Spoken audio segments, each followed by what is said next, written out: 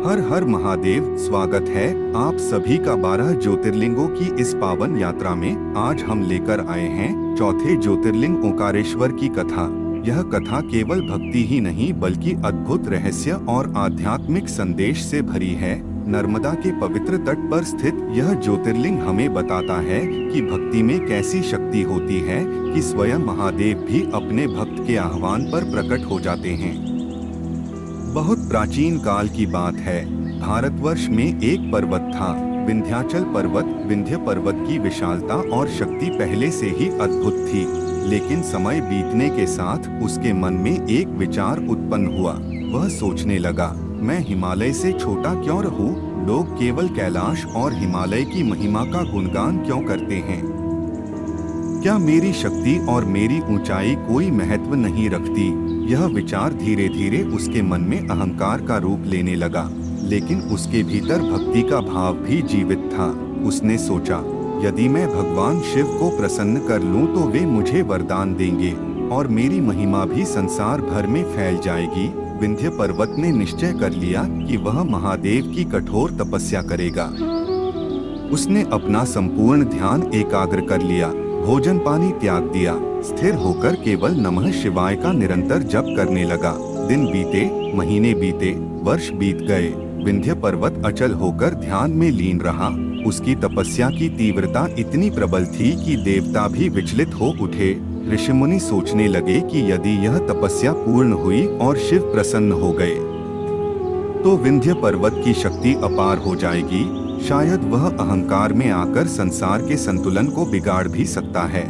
देवताओं के मन में भय उत्पन्न हुआ, लेकिन साथ ही वे जानते थे कि सच्ची भक्ति और कठिन तपस्या का फल अवश्य मिलता है। शिव को अवश्य प्रकट होना ही होगा।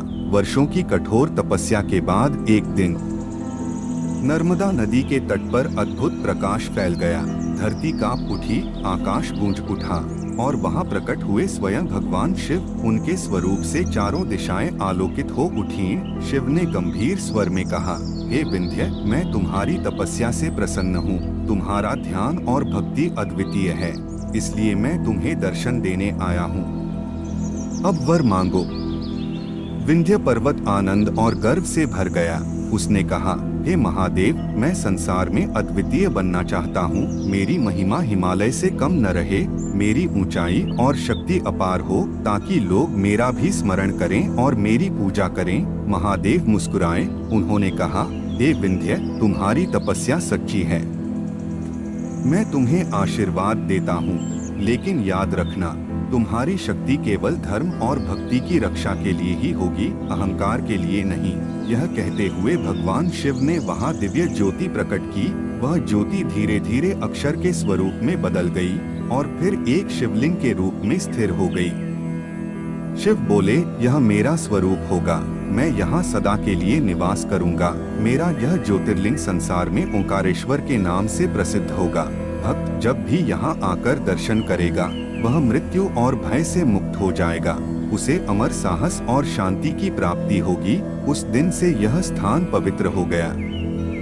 नर्मदा नदी के बीच स्थित इस द्वीप का आकार भी अक्षर के समान दिखाई देने लगा, जो शिव के इस दिव्य प्रकट होने का प्रत्यक्ष प्रमाण है।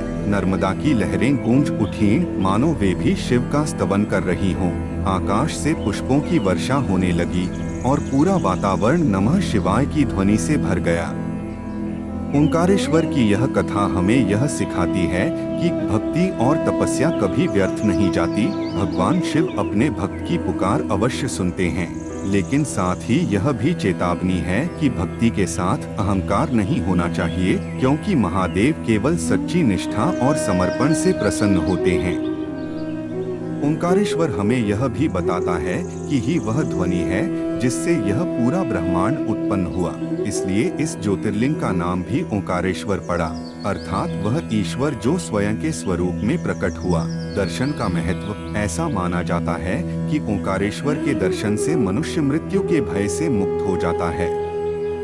नर्मदा के जल में स्नान और ओंकारेश्वर का पूजन करने से सारे पाप नष्ट हो जाते हैं।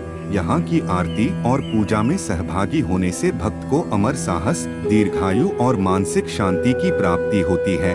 ओंकारेश्वर का शिवलिंग हमें यह अनुभव कराता है कि स्वयं काल भी शिव के अधीन है।